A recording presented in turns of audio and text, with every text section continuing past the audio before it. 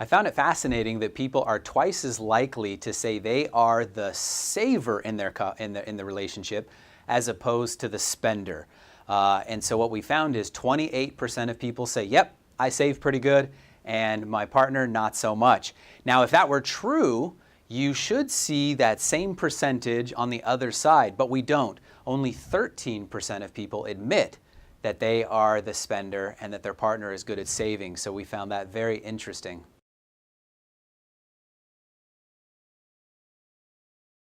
The research shows that about 57% of couples, they have at least one separate account, and 27% say the reason they do that is to avoid fights over money. And so not only does the research substantiate it, but our experience says, sure, it's just fine to have separate accounts. Now, every relationship is different. Do what's best for you.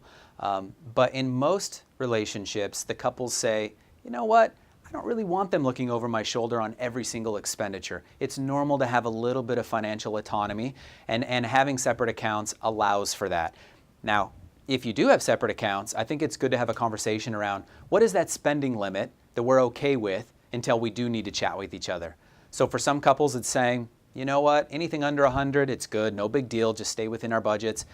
But if it's at 100 or above, maybe we should chat with each other.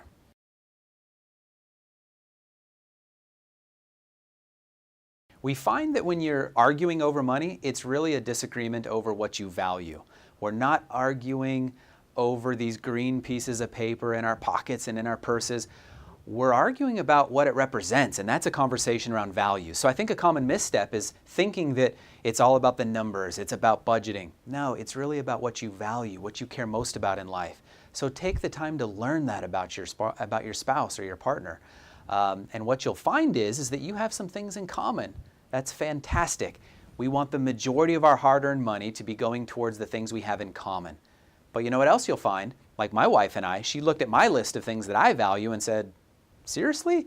And I looked at hers and did the same thing. That's okay.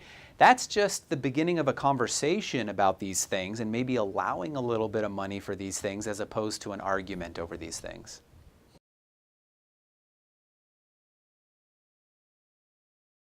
I think after you establish what both of you value or what you care most about in life, let that be a springboard towards what's one of your financial goals. Find a common financial goal. Find something that you both want to work towards. That might be getting into a new home. That might be having a baby or having a comfortable retirement. Once you get on the same page with that goal, then really these little spending things go away and you're on the same page, working towards that same future, and it can go a long way to strengthen a relationship. So I think that's a good thing to do. I also think just looking at each other's history with regards to money might be good. You know, I've seen some couples when they grew up and, you know, their parents would talk about money, it always seemed to end in an argument. And so money is a scary topic for some people. Maybe we've made some mistakes. That's okay. Having a little bit of transparency, some vulnerability goes a long way to building trust when it comes to finances. And so, again, just knowing where each other are coming from then allows you to then springboard into the values and where you're going and getting on the same page with that financial goal. Well, at SunTrust, we've sparked a movement. It's called On Up, and we've got a corresponding website. It's just onup.com, so it's onup.com. Whether you're a couple or you're single, look, I mean, if you are a couple, it's a great place to go together because it's nice to, you know, look at these articles. You've got inspiring stories, you've got videos, but starting to speak the same financial language is really nice, I think, as a couple. But if you're not in a relationship, that's okay too. Onup.com is for everybody.